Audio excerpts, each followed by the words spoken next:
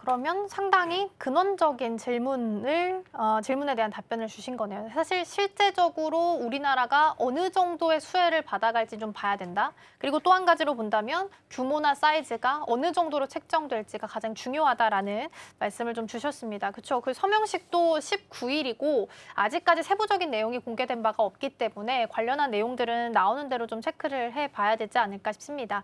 이번 주 중요한 일정 중에 하나가 BOJ가 있어서 질문 하나 좀 드려볼 텐데 사실 BOJ가 15일에서 16일 지금 예정이 되어서 아마 발표는 16일에 나게 되겠지만 우에다 총재가 지금 입원 치료 중이라서 불참한다고 하잖아요. 그래서 뭐 일각에서는 인상하기가 쉽지 않을 거다라는 시각들도 있는데 인상한다와 안 한다에 대한 시나리오를 우리가 두 가지로 투 트랙을 좀 세워놓고 전략을 이번 주엔 좀 가져가야 될까요?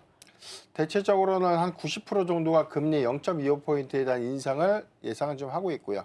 일단 현재 뭐 총리가 부재인 상태이기 때문에 과연 해당된 의사결정을 좀 할 수 있을까라는 의문인데 이게 뭐 이번이냐 다음 달이냐 이 차이예요. 시기의 차이. 그렇죠. 근데 어느 정도 시장이 좀 보고 있는 이 부분들은 네. 일본 이 통화정책회의에서 기준금리에 대한 인상 기조를 간다라는 가능성, 방향성은 좀 확인했기 때문에 이 기조가 사실상 뭐 4월부터 5월까지 좀 이어졌던 기조와는 좀 유사한 성격을 좀 보여주고 있죠. 그렇군요. 그러니까 이 부분이 이란 리스크로 인해서 호르무즈 해협에 대한 봉쇄가 다소 좀 장기화되는 우려감들 때문에 인플레이션 지표가 좀 빠르게 좀 상승하게 됐고요. 이게 가장 큰 원인은 유가가 네. 너무나 좀 급등을 하다 보니까 생산자 물가, 그다음에 이제 전반적인 물가의 상승을 좀 이끌었다. 다만 이 부분이 이번에 이제 호르무즈 해협에 대한 봉쇄 해제, 그다음에 종국적으로는 이란과 종전을 마무리 짓는 그런 계기까지 좀 이어진다면 사실 인플레이션에 대한 우려감들은 빠르게 조금 더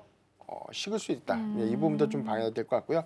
이번 주 뭐 FOMC에서도 사실 기준금리 동결 가능성들을 좀 높게 네. 보고 있지만 케빈 허시 총재가 이제 과연 이번에 매파적인 이 기조의 이 연준 위원들에 대한 방향성을 어떻게 좀 누르면서 방향을 좀 제시할까 이게 좀 관건이지 않습니까? 네. 이와 별개로 한국은행도 올해 한 2번 정도의 기준금리 인상, 뭐 일본도 마찬가지로 금리 인상 기조를 좀 선회됐던 부분들, 뭐 유럽도 마찬가지죠. 먼저 기준금리를 올렸기 때문에 이 기조를 보면 인플레이션 지표가 빠르게 냉각된다고 하더라도 일단 시행은 돼야 될 것 같아요.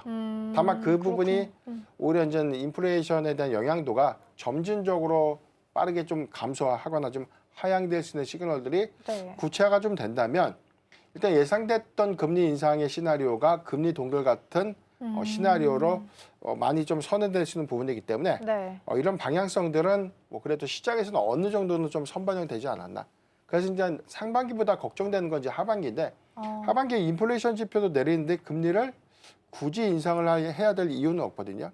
다만 이게 자국의 이 통화 가치, 그러니까 한국의 경우에는 이 원화 약세 기조가 워낙 강하다 보니까 금리 인상을 통해서 원화 강세로 좀 선회될 수 있는 부분도 한 가지 방법입니다. 그러니까 이런 것들은 사실상 이란 리스크 때문에 촉발된 것이기 때문에 이 부분이 완화가 되면서 해소가 좀 될 것인지 네. 아니면 그럼에도 불구하고 원화 약세라든가 전반적인 인플레이션 지표가 그 무게감보다는 서서히 좀 떨어지는 시그널들이 좀 뚜렷해지면 네. 금리 인상의 횟수가 조금 더 늘어날 수 있는 부분들은 어느 정도 우리가 좀 주목해봐야 되지 않을까 라고 보고 있습니다.